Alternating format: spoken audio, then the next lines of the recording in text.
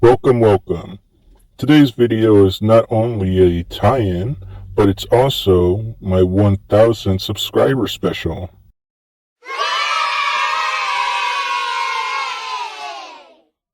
And for this episode, I'm going to review Batman Year One.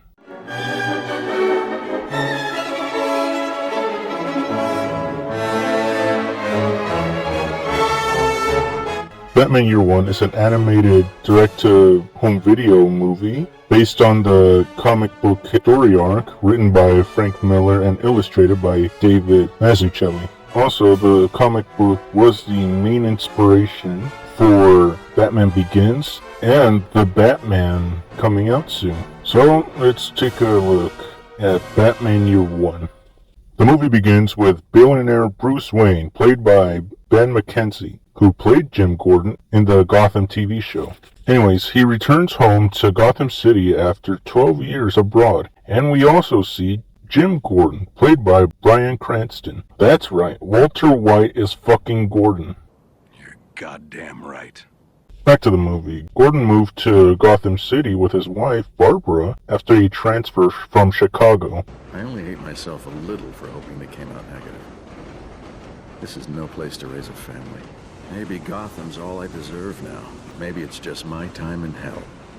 Well, you're right, Jim. Gotham makes Chicago look like a paradise. Anyways, Gordon is assigned to be the partner of Detective Arnold Flask, who is a piece of shit pig. Don't believe me? Look at this.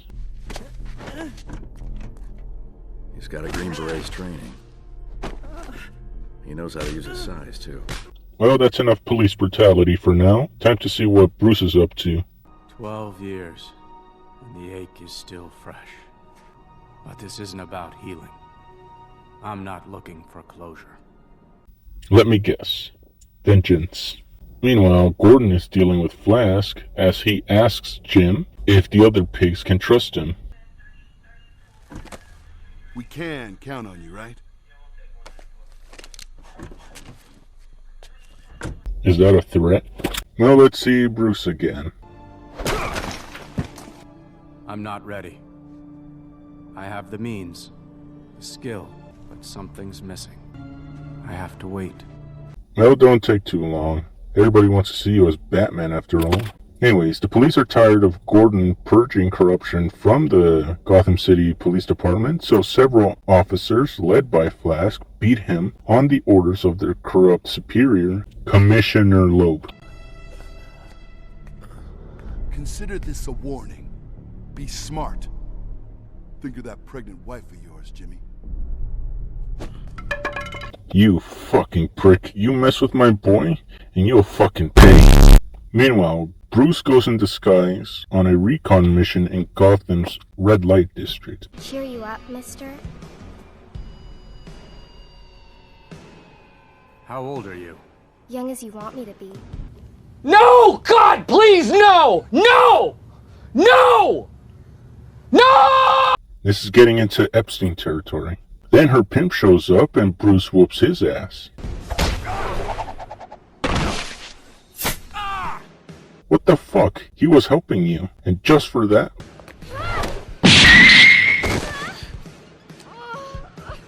And that gets the attention of Selina Kyle, played by Elisa Dusko, as she fights Bruce.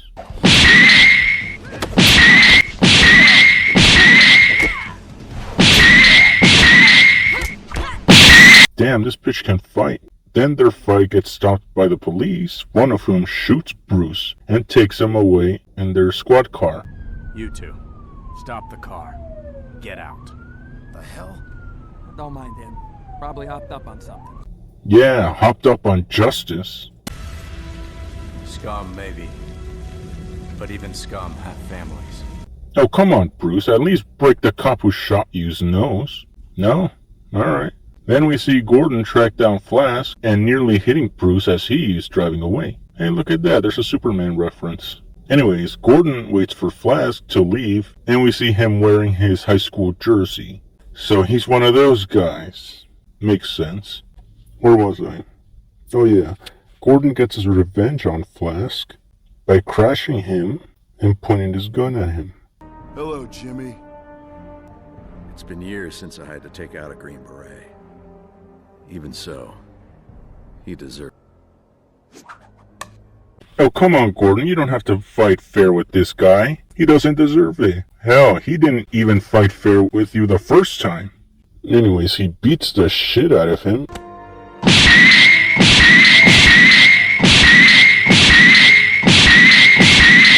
And leaves him naked and handcuffed in the snow. Not something that I would do, but to each their own. Meanwhile, Bruce reaches Wayne Manor, barely alive, and sits staring at his dad's bust, looking for a sign. And we get a flashback on Bruce's parents dying. I swear, I've seen them die more often than Uncle Ben. Then a bat suddenly crashes through the window and settles on the bust, giving Bruce the inspiration to be Batman. Back with Gordon, he tries to save a group of kids from a crazy dude and from a SWAT team led by another corrupt pig, Brendan. Luckily, Gordon knocks the fucker out and saves the kids.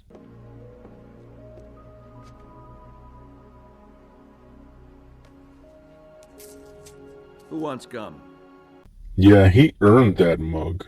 Meanwhile, both Brendan and Loeb are hating cause Gordon is now a hero to the press. And speaking of hating... I hate the job. I hate the gun. But I keep practicing. Anyways, we finally get to see Bruce as Batman.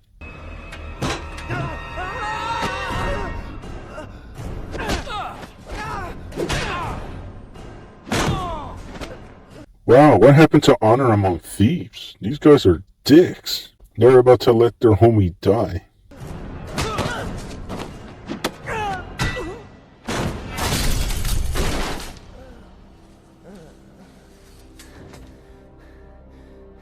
Lucky amateur. Yes, lucky indeed. Anyways, Gordon is now in charge of a team whose sole mission is to arrest Batman. And they get help from a new cop, Sergeant Sarah Essen. This Batman is working his way up the crime ladder, from junkie to pusher to supplier. No one appears safe, not even cops. That's true. Look at Flask. He got his ass kicked by Batman. Then Flask tells how he got his ass kicked by Batman while in the middle of accepting a bribe from Skeevers, a drug dealer of Carmine Falcone. And speaking of Falcone, Batman interrupts his dinner party held at the mansion of Gotham's mayor, along with several other corrupt officials, including Loeb. From this moment on, none of you are safe. Man, that was so badass, it sent a chill down my spine. Infuriated, Loeb orders Gordon to arrest Batman by any means necessary, or it's his ass. So Gordon sets a trap for Batman with the help of Essen and another cop with no success. Meanwhile, Batman ends up on Falcone's shit list after dumping his car in a river. Then Gordon meets with Assistant District Attorney Harvey Dent and questions him to see if he's Batman. And it turns out Dent is working with Batman. Later on, Essen suggests to Gordon that Bruce Wayne could be Batman. Bruce Wayne is the richest man in Gotham. Being from out of town, you might not know this, but Wayne's parents were murdered. By a mugger, I think. He was just a little boy at the time. Damn, she solved it before anyone else. Then the pair come across a runaway truck that nearly hits an old lady until Batman saves her, while Gordon is momentarily dazed after stopping the truck. Essen holds Batman at gunpoint, but he disarms her and flees to an alleyway. Gordon's backup shows up and shoots Batman, and he takes cover in an abandoned building. With Batman cornered, the police drop a bomb on the building. A bit extreme, don't you think? Batman survives by hiding himself in a fortified basement, but he is forced to abandon his utility belt as it caught on fire. Then Brendan and his SWAT team are sent in with the order to kill Batman. Batman knocks out two of them and orders Brendan to call off his team, but Brendan instead orders them to kill him on sight. Luckily, Batman's got a plan. With my belt gone, I'm down to a blowgun, 3 darts, and an unofficial invention of Wayne Electronics. while he tries to survive dealing with these trigger-happy sons of bitches, starting with Brendan. Yeah, fuck that guy. Then the swarm of bats arrive and Batman beats the rest of the SWAT team into submission.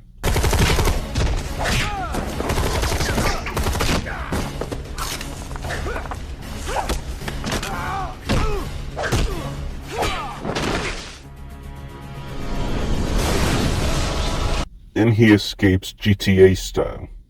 Then Gordon tells us what happened after that. 4 of Brendan's men were hospitalized with broken bones.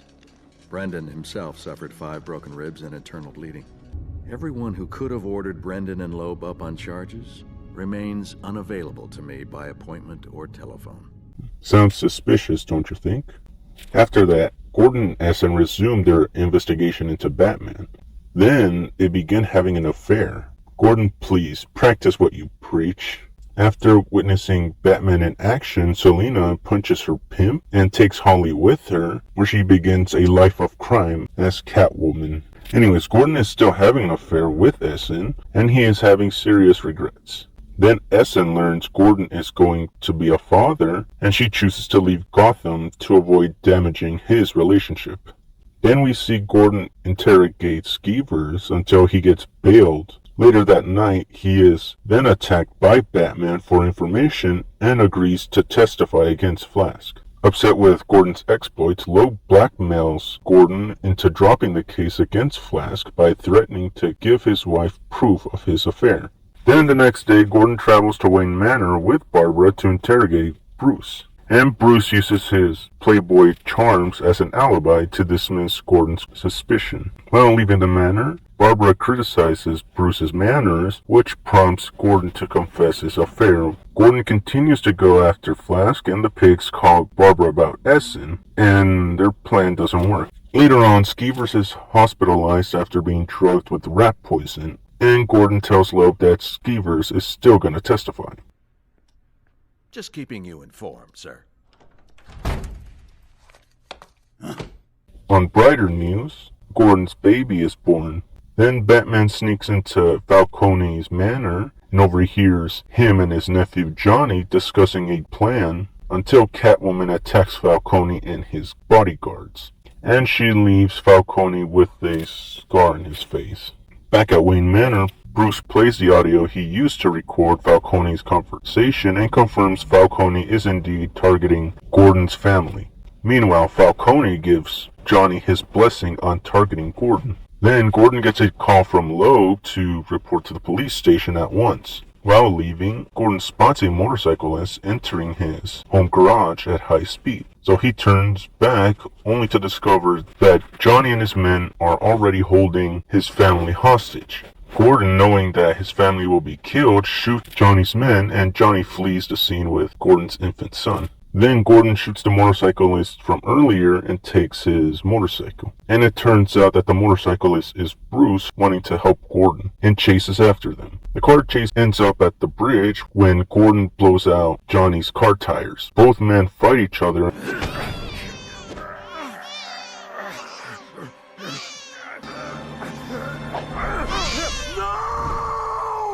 Shit just went from 0 to 100 real fucking quick. Luckily, Bruce catches up on time to save the baby. You know, I'm practically blind without my glasses. You'd better go. And thank you. I think this is the beginning of a beautiful friendship. Anyways, Flask turns on Loeb by supplying Dent with evidence and testimony needed to implicate him, and Loeb resigns in disgrace. In addition, He even offered up a sacrificial lamb.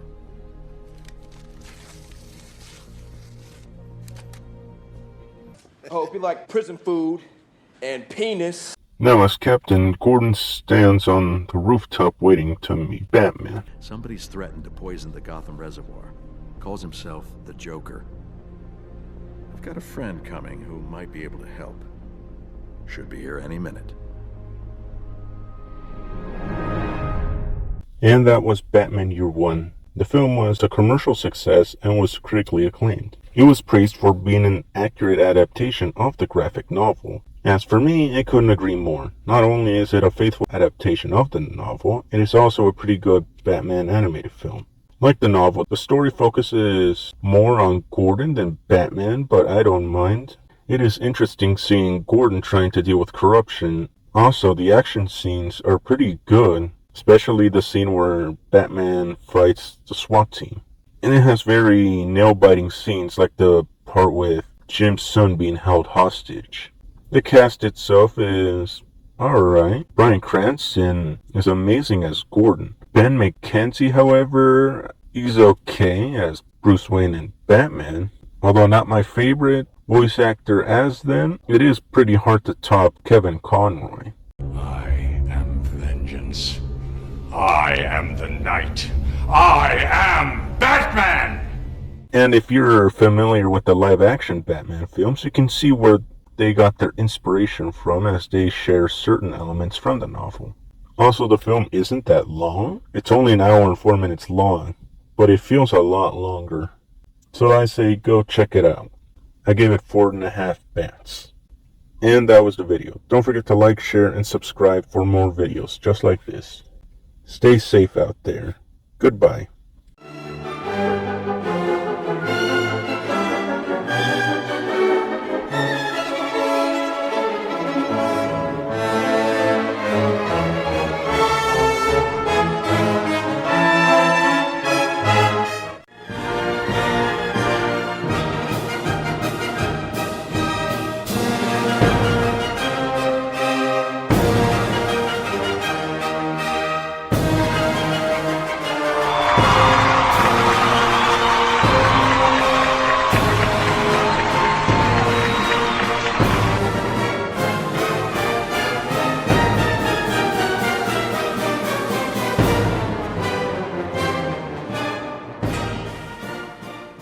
This right here is my favorite thing ever in the history of forever.